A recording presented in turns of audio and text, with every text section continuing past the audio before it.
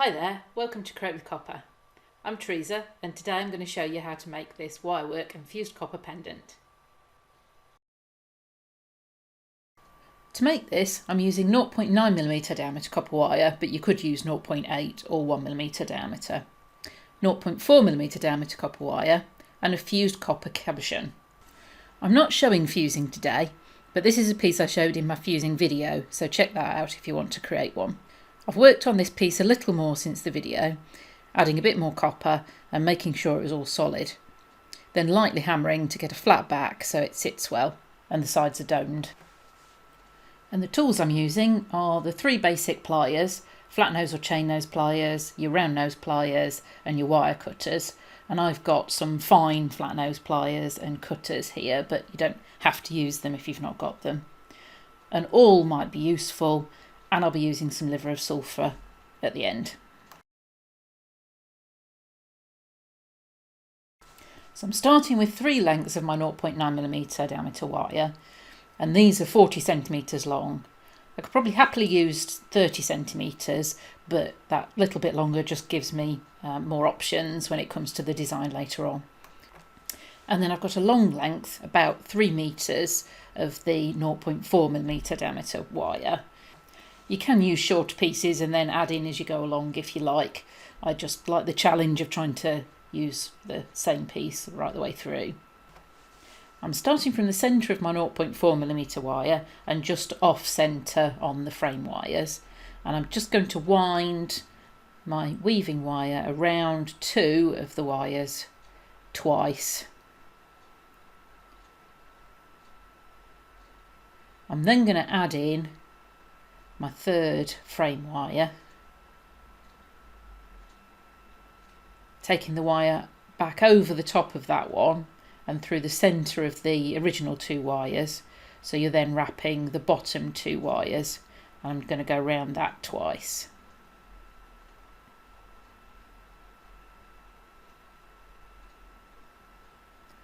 I'll then take it back up to the top and go around the top two wires again twice, and then the bottom two wires twice, and that's the weave that I'm going to be using throughout most of the piece.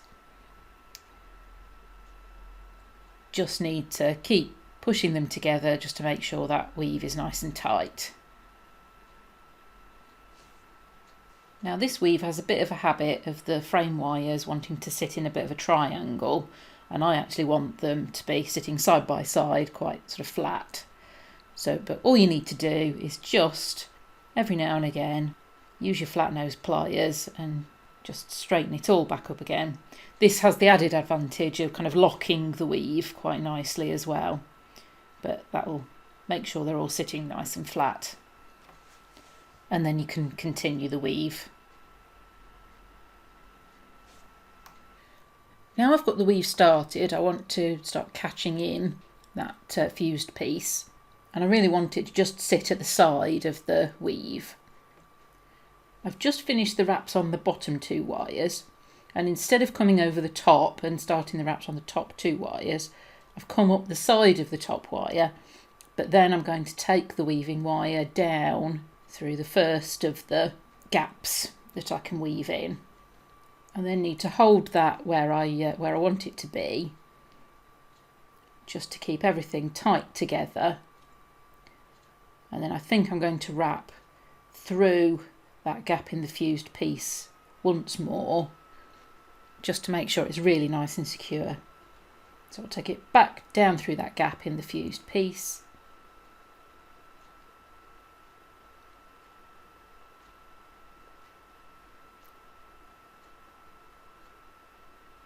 Then I'll come up again between the two pieces, my weaving wires and my fused piece, and then I can continue the weave. And because that gap is quite a large one, I think I can do the two top weaves, the two bottom weaves, and then be back and actually catch that fused piece in again using the same gap.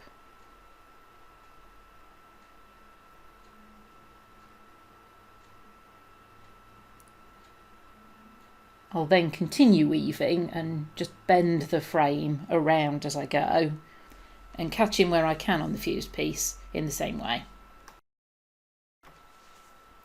So I've continued the weave around, catching in that fused piece where I can, so it's now nice and solid within the frame.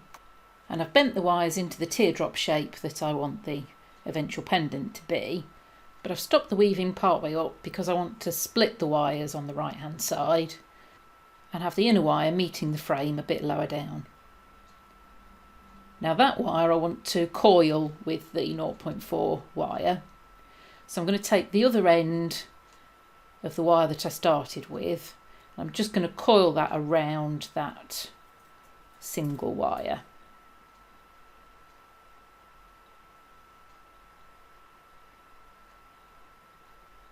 I will carry on and complete that in a little while, but first I just want to show you what I want to do with the 2 wires that are left. I'm going to put another weave on those, so I need to add in a new piece of wire. So I've cut off another 1.5 meters of the 0.4mm wire, and I'm just going to thread it through. So I've got a bit of a tail end just in case I want to use that to catch in any work later on. And I want it to be as far down those wires as possible, so just open that gap out a little bit. And then I'm basically going to continue where the weave left off. So I want to wrap twice around the 2 remaining wires.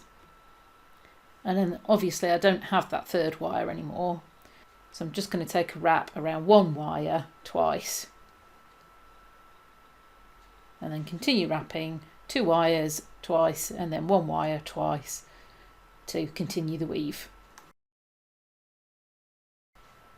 So I've finished coiling the single wire, and I'm now going to catch it into the frame, basically by swapping the weaving wires over. So the wire on the frame I'm just going to take across as if I'm about to make the weave, but instead of taking that down through the frame, I'm going to use the coiled wire to go down through the frame.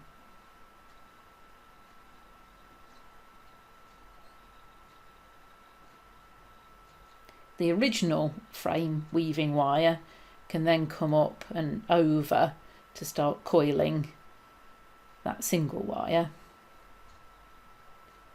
and the new frame weaving wire can continue the weave on that frame, so it's going under and around for the 2nd wrap on the inside 2 wires, and then it'll come through and over for the outside 2 wires, and that weave can then continue up to meet the other side to start the bail. And I'll swap the wires over again up at the top there with the 2 sides of the frame in the same way.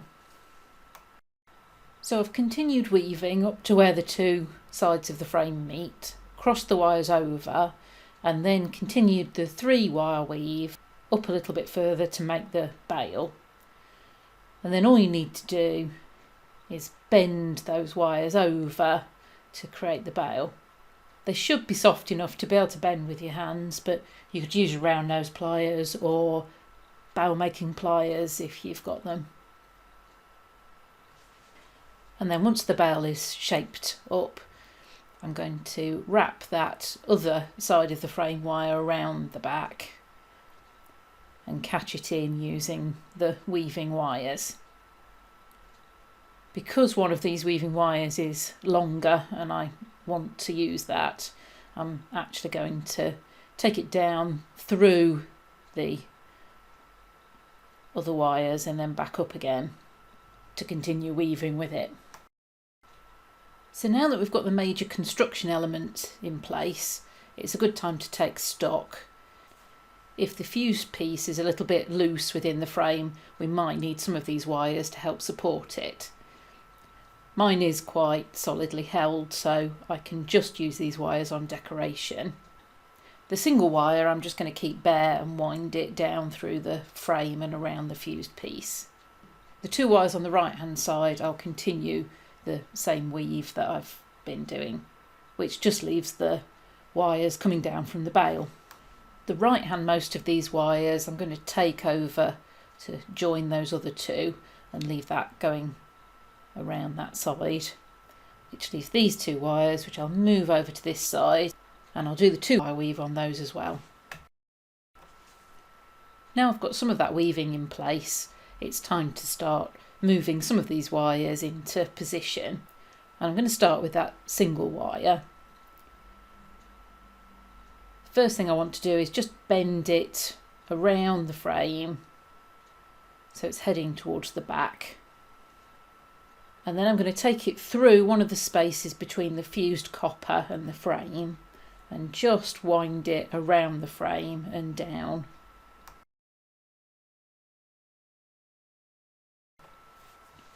Then I'll take it through another one of those spaces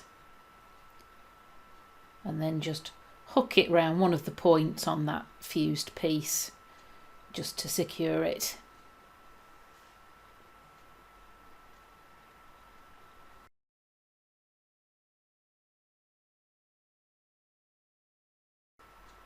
And I'll cut off the excess.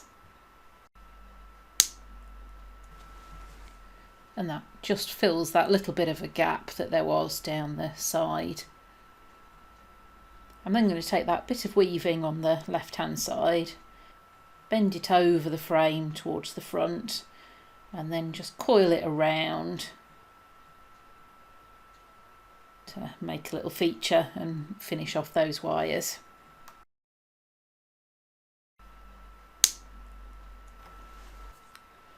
And the weave on the right hand side I've taken over towards the front as well, but I'm just going to curve it back and through the frame and then wind that single bare wire around to join it. Now I want one of these wires to wind through the fused piece in the same way as the other side, but I'm going to swap the weave over so it's on the middle wire and the bottom wire, and take the top wire downwards and around that fused piece just to fix everything in position. And once we've continued that weave, I'll then curve those wires around the front.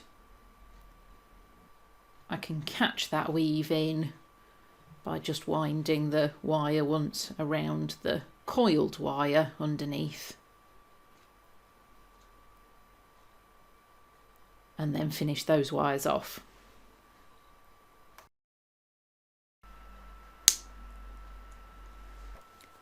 And then I've just got that last wire to take through the fused piece. It's quite long at the moment, so I'll just trim that a little bit. Then take it carefully down through the first gap.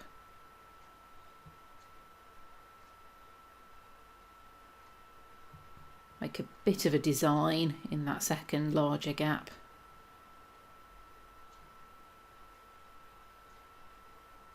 And then hook it round the fused piece to finish it. And that finishes my pendant, ready to patina with some liver of sulphur.